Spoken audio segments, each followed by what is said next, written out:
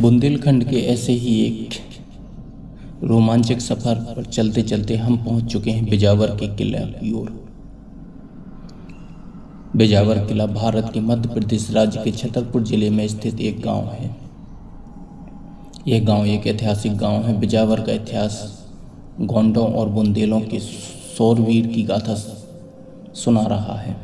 बिजावर में एक किला देखने को मिलता है जिसे बिजावर का किला या जटाशंकर का किला भी कहते हैं। किले के समीप स्थित प्राचीन जटाशंकर मंदिर के कारण जटाशंकर किला का नाम पड़ गया था। खूबसूरत बिजावर का तालाब और उसके किनारे बना यह ऐतिहासिक किला पर्यटकों को खूब अपनी ओर आकर्षित कर रहा है। बिजावर का किला का निर्माण यहाँ के शासकों द्वारा कराया गया।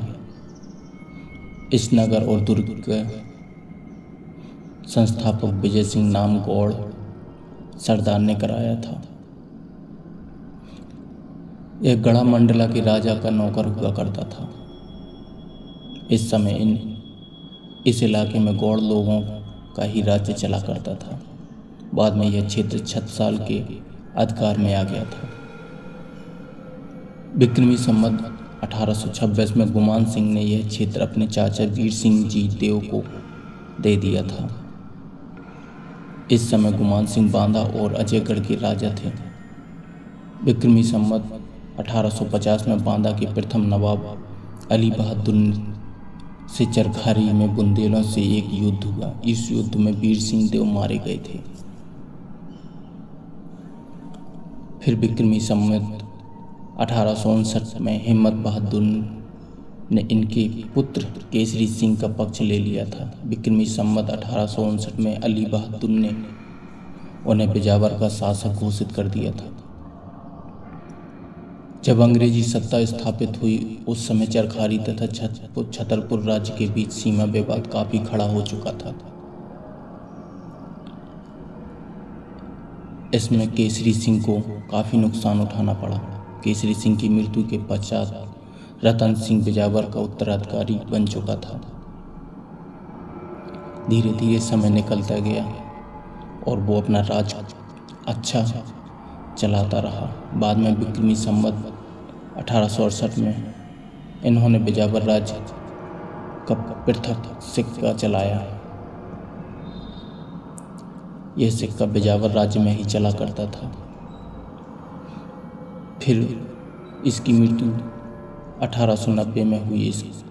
इसको कोई पुत्र नहीं था। इसकी विधवा रानी ने खेत सिंह के पुत्र लक्ष्मण सिंह को गोद ले लिया था। इसके पश्चात इसका पुत्र भानु प्रताप यहाँ का राजा घोषित हुआ। 1857 की क्रांति में इसने अंग्रेजों की मदद की थी, इसलिए इन्हें एक कीमती पगड़ी और गोद लेने का अधिकार मिला और महाराजा की उपाधि दी गई थी। भानु प्रताप के कोई पुत्र नहीं थे। इन्होंने ओरछा महाराजा के पुत्र को विक्रमी संवत 1955 में गोद लिया था। भानु प्रताप की मृत्यु के पश्चात वह वहां का शासक बन चुका था। बिजावर किला में अनेक दर्शनीय स्थल हैं, जैसे बिजावर के आवासीय महल, बिजावर के सरोवर, तालाब, जटाशंकर, भीमकुंड आदि यहाँ पर दिखाई देते हैं। बिजावर बुंदेलों के पूर्व राजकोट शासकों के क्षेत्र माना गया है। यहाँ विजय शाह राजकोट राजा था। उसी विजय शाह का बसाया हुआ बिजावर कस्बा है। कालांतर में यह छत्रसाल बुंदेला के पुत्र जगतराज जैतपुर के पुत्र पहाड़ सिंह के पुत्र वीर सिंह को स्वतंत्र राज्य के रूप में दिया गया था। उन्हीं वीर सिंह के किला बिजावर का निर्माण कराकर किले के पूर्वी भाग में किले से संलग्न विशाल एवं सुंदर तालाब का निर्माण कराया था, जिसका नाम राजा सागर है। तालाब के मध्य में महादेव जी का मढ़िया है, जिस कारण इसे महादेव सागर भी कहते हैं।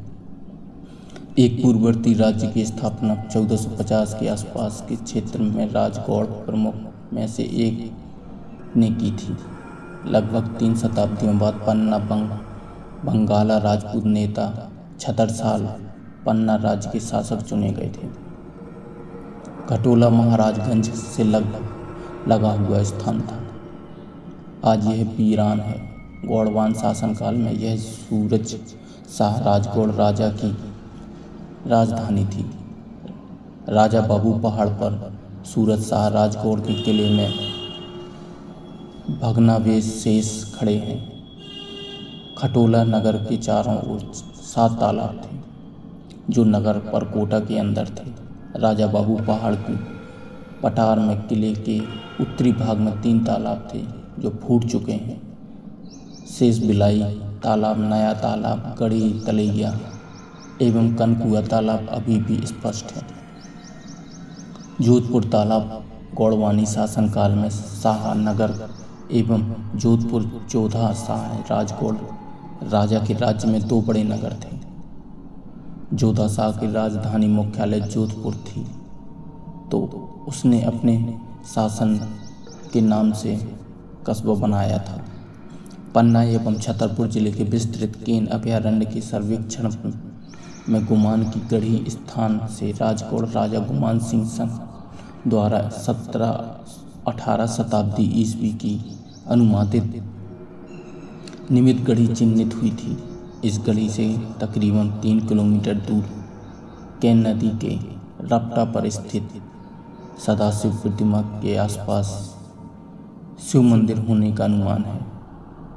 ग्राम अकेना से आधुनिक हनुमान मंदिर भी है 19वीं शताब्दी में बना था। हनुमान प्रतिमा 12वीं शताब्दी के विष्णु प्रतिमा मस्तक ग्राम हरसा से 18वीं सदी तक है। 13वीं से 18वीं शताब्दी के बीच देवी देवताओं की 16 प्रतिमा एवं ग्राम कड़ई से भी 18वीं शताब्दी से गढ़ी व अवशेष मिलते हैं। जोधा शाह ने अपने जोधा नाम पर रैपुरा भरवारा परिक्षेत्र के एक विशाल पठारी ऊंचे पहाड़ पर किला एवं नगर जोधपुर स्थापित किया। पहाड़ की चोटी समतल एवं लंबी चौड़ी है जिस पर किला जोधपुर बना हुआ है, जबकि बस्ती जोधपुर पहाड़ पर ही उत्तरी पूर्वी में पश्चिम में स्थित है जो अब वीरान हो चुकी है। बस्ती के खंडर एवं देवालय बिना देवी के खड़े हुए हैं। किला एक बस्ती के मध्य विशाल मैदान है जिसमें किला से संलग्न 2 तालाब हैं। तालाबों के मध्य से एक मार्ग बस्ती एवं किला को मिलता है। बाद मार्ग पर दोनों तालाबों के मध्य में हनुमान जी का मंदिर है। तालाबों में कमल खिले रहते हैं। तालाबों के उत्तरी भाग में एक विशाल पगवाही सीढ़ीदार पट्टी बनी हुई है जिसमें ग्रामीण ऋतु में लबालब भरी रहती है। जोधपुर नगर एक धन संपन्न नगर था जिसे छत्रसाल बुंदेला एक बहादुर सिंह ने लूट कर मकानों में आग लगाकर जला दिया था। वहां से भागने को मजबूर कर दिया गया था। वर्तमान में पहाड़ पर मात्र 2 तालाब, 3 बावड़ी, कुएं एवं हनुमान मंदिर सही स्थिति में दर्शाया गया है। मात्र यहाँ एक महंत जी रहते थे। क्षेत्र के सैलानी भक्त जन आते रहते हैं।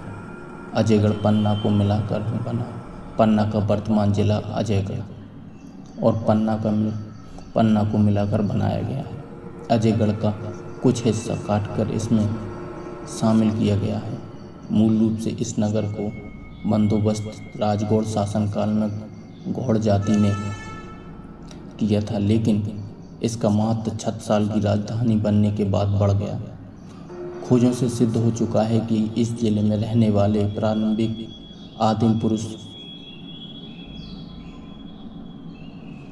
काल से संबंधित थे। रामायण काल में पन्ना को महान दंडकारण्य क्षेत्र में शामिल कर लिया गया था।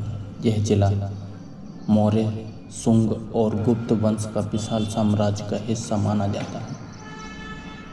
दोस्तों, आपको यह जानकारी कैसी लगी प्लीज़ हमें कमेंट्स करके ज़रूर बताइएगा। अगर आपको यह वीडियो अच्छा लगा हो तो हमारे चैनल को लाइक और सब्सक्राइब ज़रूर कीजिएगा।